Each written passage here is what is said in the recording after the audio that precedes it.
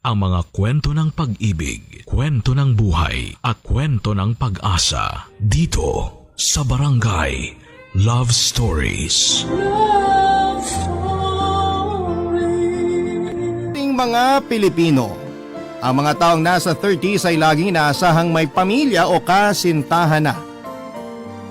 Kalimitan kasing inuhusgahan ng mga taong wala pang love life lalo na kapag matanda na sila.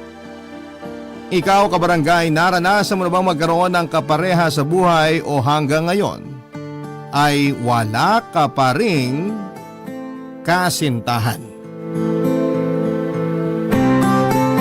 Dear Papa Dudut, matandang dalaga, ito ang karaniwang ipinaparamdam sa akin ng mga kamag-anak na meron ako tuwing nagkakaroon kami ng family gathering. Lagi kasing kasama sa mahabang listahan ng mga interview portion ang mga katanungan kung may boyfriend na ba ako o kung kailan ako magpapakasal. Minsan nakakasawa na ring sumagot sa paulit-ulit na tanong. Pero para sa inyo, Papa Dudut, ay sasagutin ko ulit ito. Single po ako hanggang ngayon. 38 years old na ako pero hindi ko pa rin naranasang magka-boyfriend. Totoo naman ang tawag nila sa akin, isa akong old maid. Pero nakakabanas lang kapag ipinapaalala pa nila sa akin ang pagiging mapag-isa ko sa buhay. Tawagin niyo na lamang po ako sa pangalang Adi, Papa Dudut. Sumulat ako sa inyo dahil sa isang pangyayari sa buhay ko na tingin ko ay bagay na i-share sa inyong programa. May bigla po kasi akong naalala. Marami pong tumakbo sa isipan ko mula noong makita ko na gawing live action series yung isang sikat na anime sa GMA. Nangyari tong bahagi ng buhay ko na ito mahigit 10 taon na ang nakakaraan. Ang ikukwento ko po ay tungkol sa akin at sa kaibigan kong si Jules. College ako noon nung una kong nakilala si Jules. Payat, average height at average looking din siya. Ganyan ang first impression ko sa kanya nung una ko siyang makita. Nasa cafeteria ako noon at busy sa panonood para pumatay ng oras habang naghihintay ako sa pangalawang klase ko noong lapitan ako ni Jules para abalahin.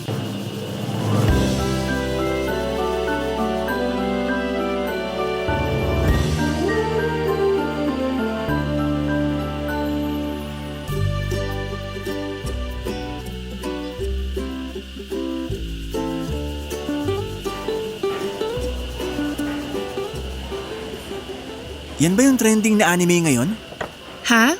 Sorry, na-curious lang ako sa pinapanood mo. Tinatanong kita kung yan ba yung sikat na anime ngayon. Hindi ko na maalala yung title basta may fairy something sa title. Oo, ito nga. Ayos! Maganda ba? Ano sa tingin mo? Maganda naman, nakaka-hook siya.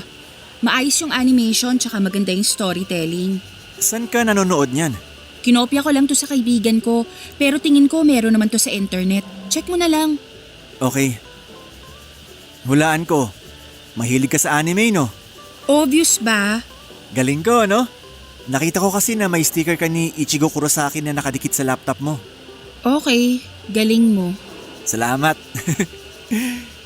Ano palang pangalan mo? Ako si Adi, 4th year college, anime lover. Favorite color ko, green. At ayoko sa mga taong madaldal. May tanong ka pa ba? Ang haba naman ng pangalan mo. Ako pala si Jules. 4th year college din ako. Hello Jules, may pinapanood kasi ako. Pwede bang mamaya na lang tayo mag-usap? At saka sino ka ba? Ang sungit mo naman. Gusto ko lang naman makipagkaibigan eh. Hanap ka na lang ng iba dyan. Hindi ko kailangan ng kaibigan. Ikaw gusto ko eh. Ngayon lang kasi ako nakakita ng babaeng mahilig din sa anime. Anong favorite anime mo? Marami akong favorite anime pero para masagot yung tanong mo, favorite ko yung Big 3. May tanong pa? Anong Big 3? May ganun bang anime? Akala ko ba anime lover ka rin? Hindi mo alam yung Big 3? Hindi. Ano ba yon? Big 3 ang tawag sa 3 pinakasikat na anime sa buong mundo. Ah, ito ba yung one? Oo, yan nga. May tanong pa? Wala na po. Ikaw, may tanong ka ba sa akin? Wala. Makakaalis ka na. Sige, bye-bye. Nice talking to you. Sandali. May isa pa pala akong tanong. Ano? Pwede bang mahingi yung phone number mo? Hindi ako nagbibigay ng number sa taong hindi ko kilala. Pero kilala mo na ako ah. Nagpakilala na ako sa'yo kanina. Hindi kita kilala. Hindi ko nga maalala yung pangalan mo eh. Jules. Ako si Jules. Wala akong pake. Tingnan mo, 9:00 na pala. Di ko na natapos yung pinapanood ko. Sige, tapusin mo na. Aalis na ako. May klase na ako, kasalanan mo to eh. Ang dami ng tao sa cafeteria, ako pa yung kinukulit mo. Sorry na. Ba't ka nag-aayos ng gamit? Aalis ka na? Papasok na ako sa klase. Ihatid na kita sa classroom nyo. Hindi mo na ako kailangang ihatid. Hindi ako nawawala. At pwede bang tantanan mo na ako? Sisigaw ako dito kapag hindi ka pa umalis. Oo na. Aalis na. May pagka-stalker ang datingan ni Jules nung una, Papa Dudut. Hindi kasi niya ako tinatantanan kahit na tinatarayan ko na siya. Sa mga sumunod na araw ay binalikan ulit niya ako sa cafeteria para kulitin ulit. May time nga noon na lumipat ako ng tambayan ko pero nahanap pa rin niya ako. Dahil sa pagiging determinado niya na kaibiganin ako noon ay unti-unti rin naman akong nasanay sa presensya ni Jules, Papa Dudut. Doon na po nagsimula ang pagkakaibigan naming dalawa. Pareho kaming mahilig sa anime kaya marami kaming napag-uusapan. Marami rin siyang recommendation pagdating sa kung ano ang dapat na susunod kong panoorin. Hindi nga nagtagal ang pagkakaibigan naming yon ay mas lumalim pa. Kung dati mag-isa lamang ako noong nanonood sa laptop ko, that time ay sabay na kami ni Jules na manood ng mga latest episode ng mga anime na sinusubaybayan namin. Anak mayaman po itong si Jules. Hindi lang halata kasi hindi siya marunong magayos ng sarili niya. Pero branded ang mga gamit niya. May isang beses nga na nadako ang usapan namin sa mga latest na gadget sa merkado. Hindi ako noon makarelate dahil ang gadget lang na meron ako noon ay cellphone at laptop. Dahil nga sa pagiging close namin ni Jules ay lagi akong tinutokso noon ng mga kaibigan ko sa kanya. Akala kasi nila ay boyfriend ko na siya kasi bigla na lamang siyang dumating sa buhay ko. Palagi kong kinaklarify na magkaibigan lamang kami pero ayaw nilang maniwala. Totoo naman, Papa Dudut, kaibigan lang ang turing ko noon kay Jules.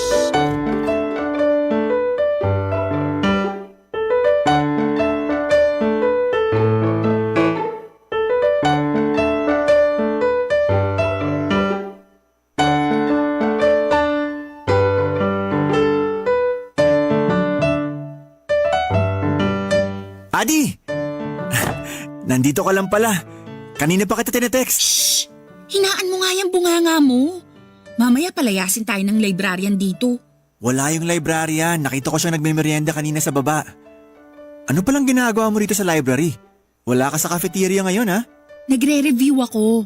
May oral exam kami mamaya. Paano mo pala ako nahanap? Malakas yung pang-amoy ko eh. Huwag mo nga akong etsyusin dyan. Paano mo nga ako nahanap? Ang liit lang ng school natin. Paano kita hindi mahahanap? Kung wala ka sa cafeteria, nasa classroom ka ng next class mo.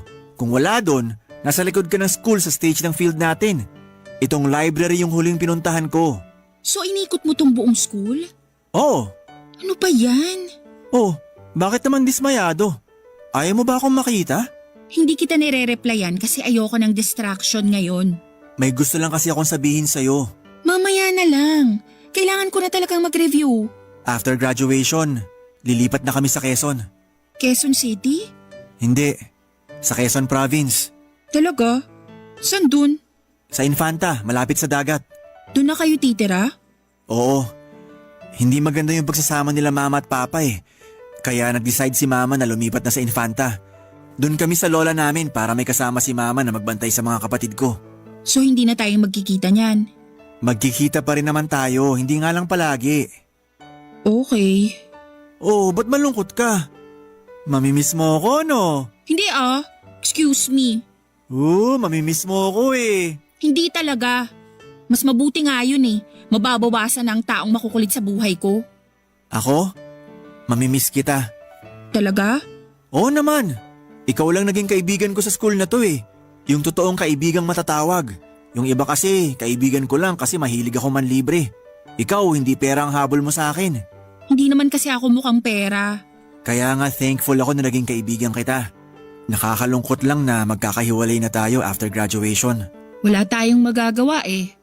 Kung nakatakda talaga tayong maghiwalay, kailangan nating sumabay sa Agos. Oo nga. Oh, sige na. Mag-review ka na dyan. Mamaya ako pasisihin mo kapag bumagsak ka sa oral exam mo. Huwag ka nang umalis, dito ka na lang. Samahan mo akong mag-review. Papa Dudut, hindi ko lang ito ipinaramdam pero ang totoo ay nalungkot talaga ako noong nalaman kong lilipat na sina Jules ng tirahan. Biglaan kasi ang nangyari at saka ko lang nalaman ito noong malapit na ang graduation. Kung nalaman ko lang ito ng mas maaga sana'y nasulit ko ang mga araw na magkasama kami. Pagsabit ng graduation ay isang libro ang iniregalo ko kay Jules. Binigyan naman niya ako ng friendship bracelet. 2 days after nito ay lumabas kami para kumain for the last time. Sa sumunod na araw ay lumipat na silang mag-iina sa Infanta.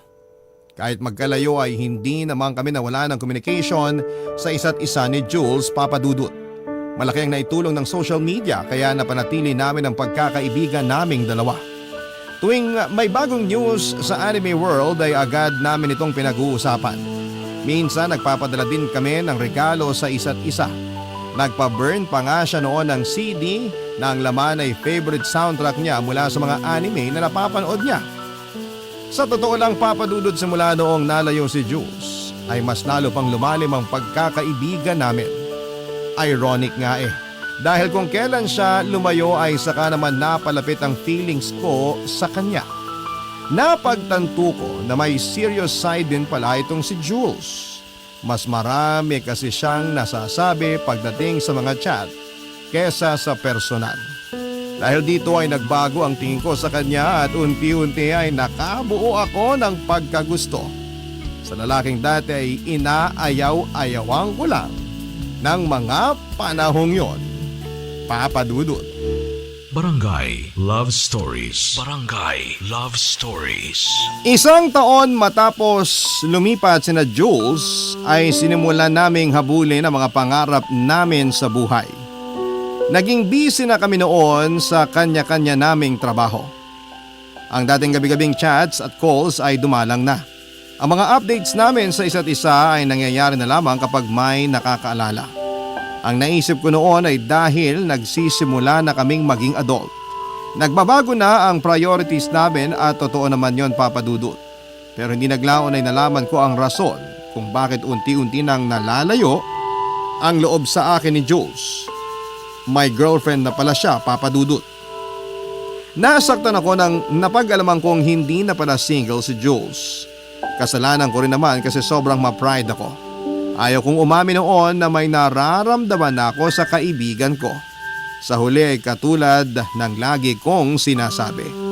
Sumabay na lamang ako sa Agos. Wala naman akong choice dahil pagiging magkaibigan lang ang meron kami ni Jules ng time na yon. Ang ginawa ko na lamang ay ibinuhos ko ang buong atensyon ko sa pagtatrabaho para mawala na sa isipan ko si Jules. And true enough ay naka-move on din naman agad ako sa kanya. Malaki ang naitulong ng pagtigil ng communication naming dalawa. Hindi na siya noon nagchat-chat kaya hindi na rin ako nagchat-chat sa kanya. Hanggang sa dumaan ang mga taon ay nakalimutan na lang namin ang isa't isa. Pero isang araw habang nakababad ako sa Facebook ay isang lalaki ang nag-comment sa profile picture ko. Zam ang nakalagay na pangalan niya. Nasa halip na SIX ang letra ng simula nito. Late ko nang na-realize na si Jules pala ito at binaliktad lang niya ang pangalan niya. Inad ko siya at agad din naman niya akong inaccept. Pagkatapos noon ay bigla na lamang siyang tumawag, Papa Dudut.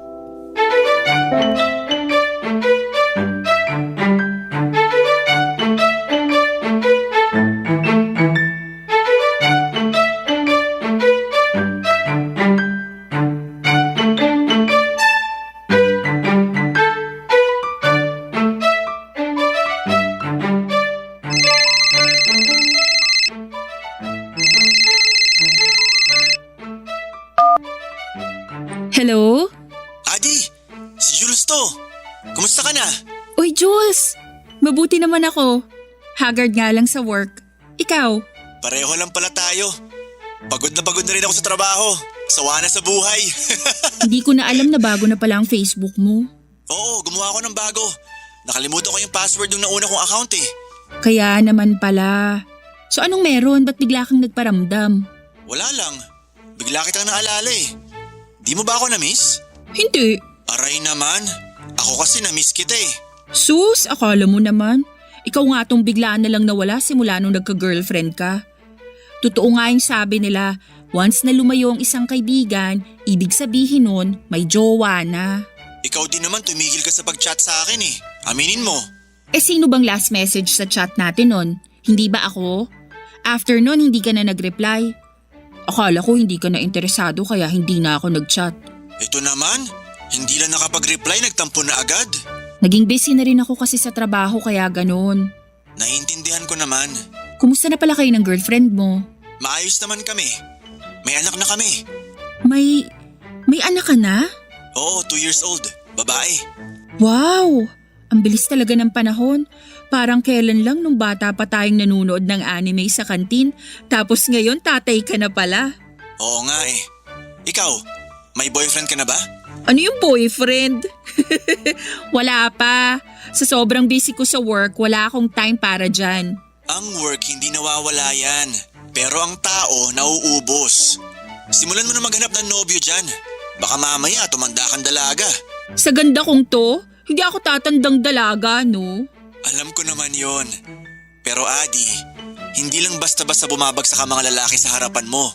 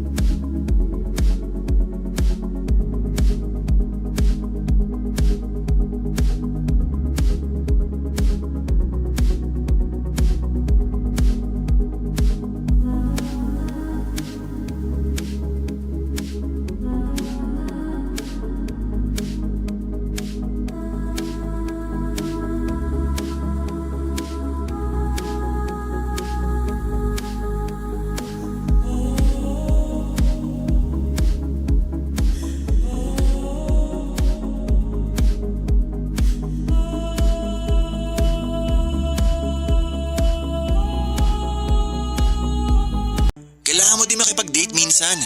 Kung sa bagay, napakasuplada mo kasi. Kaya siguro takot kang lapitan ng mga lalaki. Grabe ka naman sa akin. Oh, totoo naman, di ba? Hindi kaya. Oo kaya. Ang taray mo nung una kitang nakilala.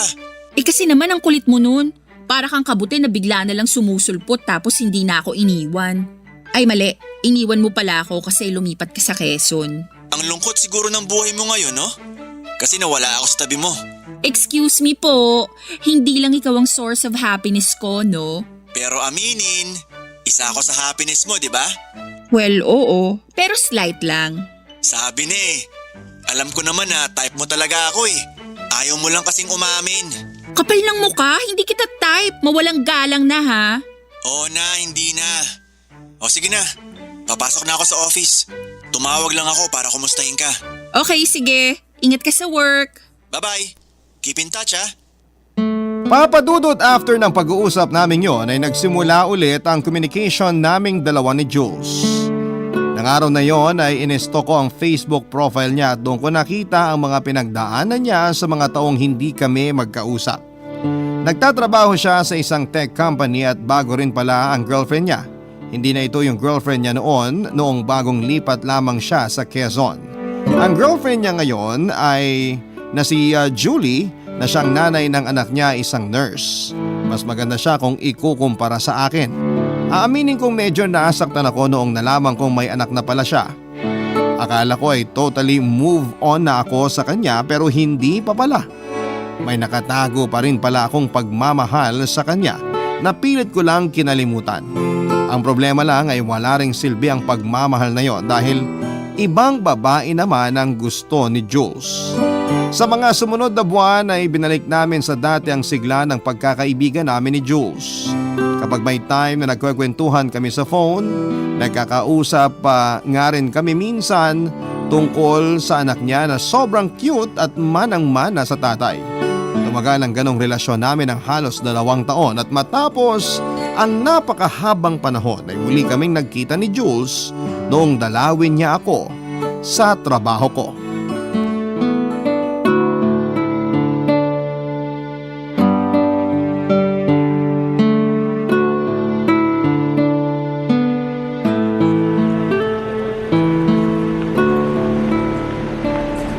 Adi! Jules? Ikaw nga! Anong ginagawa mo rito sa Maynila? May inilakad lang akong papeles. Naisip ko na puntahan ka bago ko umuwi. Paano mo naman nalaman kung saan ako nagtatrabaho? Di ba nga malakas ang pang-amoy ko? Nahahanap kita kahit saan ka magpunta. Yung totoo, paano nga? Nakita mo sa Facebook? Hindi. Nagpunta ako sa bahay nyo. Nasa trabaho ka raw, sabi ng nanay mo. Dito niya ako pinapunta. I see. Grabe, ibang-iba ka na. Medyo nagkalaman ka ngayon ah. Ikaw din naman. Hoy, hindi ah. Nagkikito diet kaya ako. Totoo ba? Mataba ako? Biro lang. Ang sexy mo nga eh. Bakit ba na-offend kayo kapag pinag-uusapan ng timbang yung mga babae? Samantalang kaming mga lalaki, kahit sabihan yung mataba, okay lang. Kasi masyadong mataas ang standards ng lipunan pagdating sa mga babae.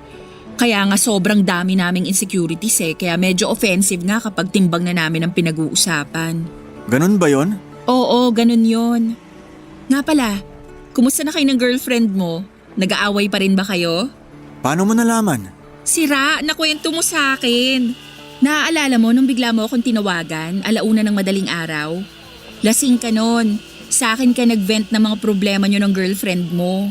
Talaga ba? Hindi ko maalala yun ah. Galit na galit ka nga nun eh. Damang-dama ko kahit sa tawag lang. Naghiwalay na kami ni Julie.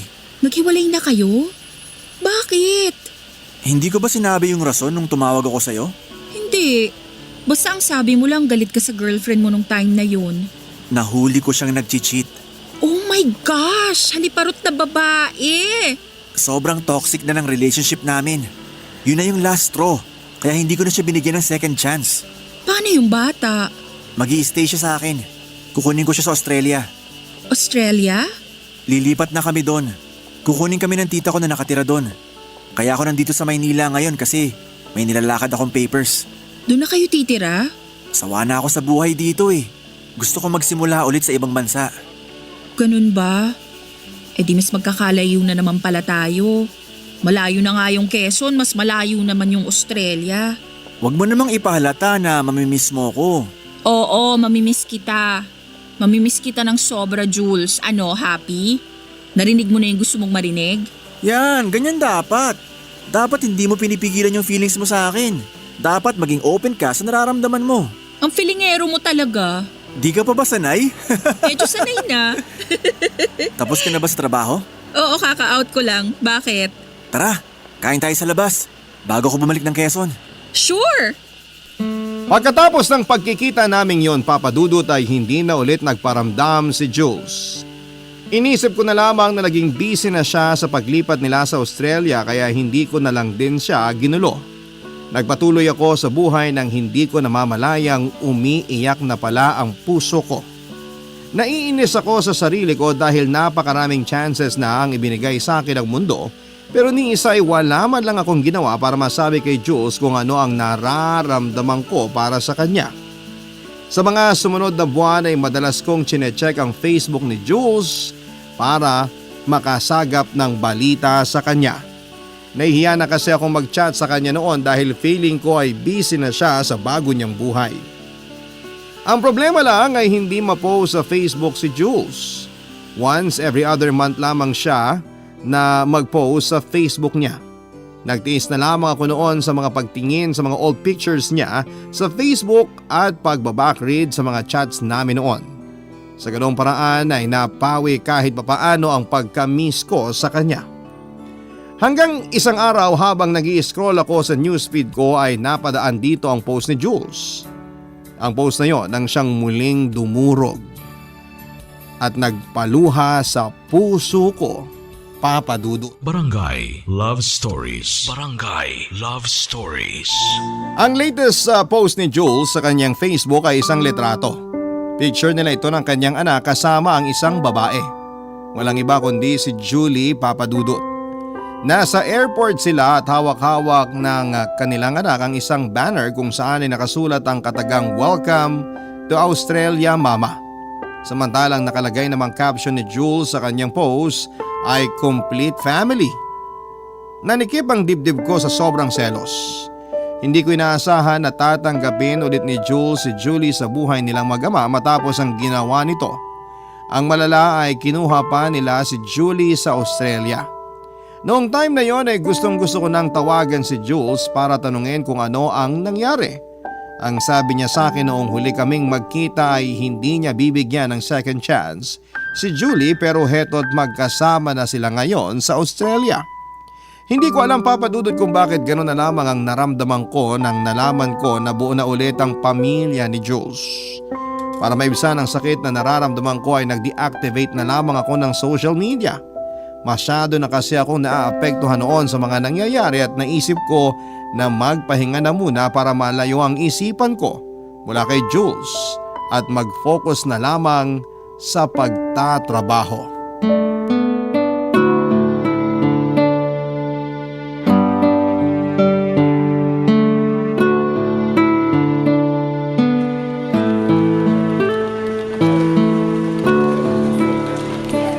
Ate Adi, yung report na pinapagawa daw ni boss, nagawa mo na? Oo, tapos na. Kailangan na ba niya? Pinapasend niya sa email, tsaka kailangan din daw niya ng hard copy. May naprint na akong copy. Nandyan sa kabilang table, pakikuha mo na lang. Saan dito? Yang yellow folder. Okay, ako na magbibigay kay boss nito. Salamat. Nga pala, nag-deactivate ka ba ng Facebook mo? Oo, bakit? I-chat sana kita kagabi. Magtatanong ako tungkol sa upcoming event natin next month, kaso hindi kita mahanap sa chatlist ko. Nag-deactivate ako kaya hindi mo ako mahanap.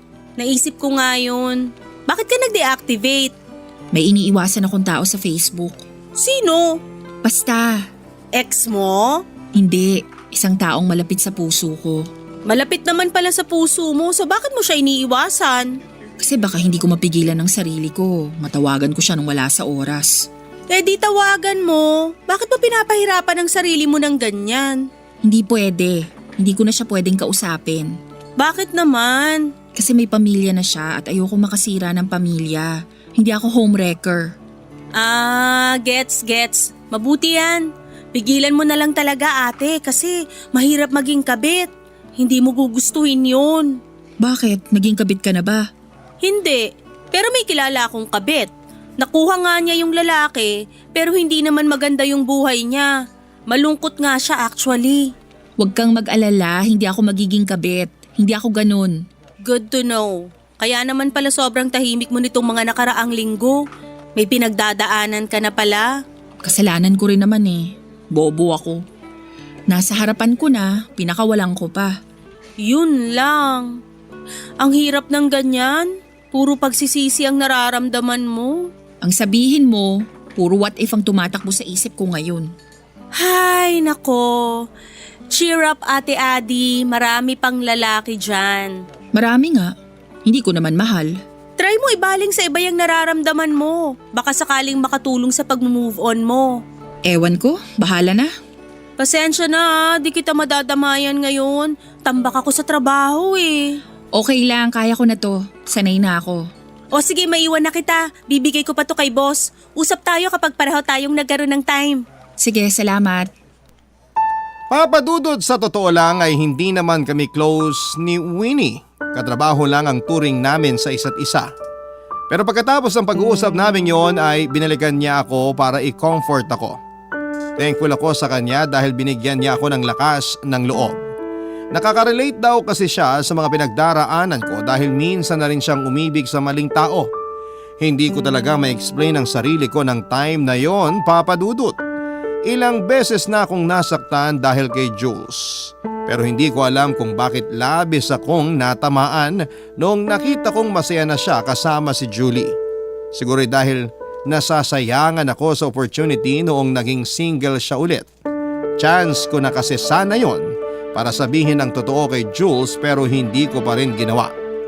Papa Dudut, isa sa mga advice sa akin ni Winnie ay harapin ko raw ang problema ko. Yun nga ang ginawa ko. Bumalik ako sa social media at ginawa ko ang matagal ko nang gustong gawin. Chinat ko si Jules pero ang inaasahan kong reply ay hindi naman dumating. Pagkatapos ng isang linggo ay nagulat na lamang ako nung bigla na lamang akong tinawagan ni Jules, Papa Dudut.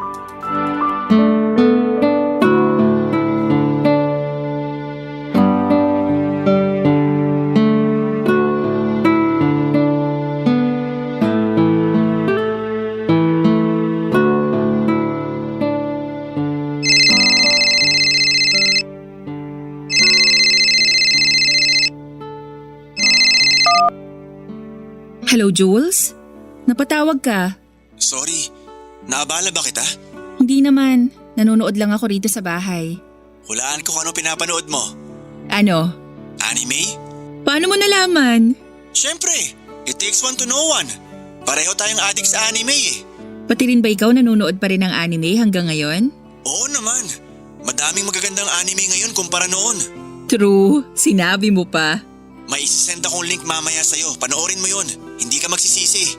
O sige, antayin ko. So, bakit ka pala biglang napatawag? Kakabasa ko lang nung message mo sa akin. Sorry, hindi ko agad na-check. Sobrang busy ko kasi ngayon eh.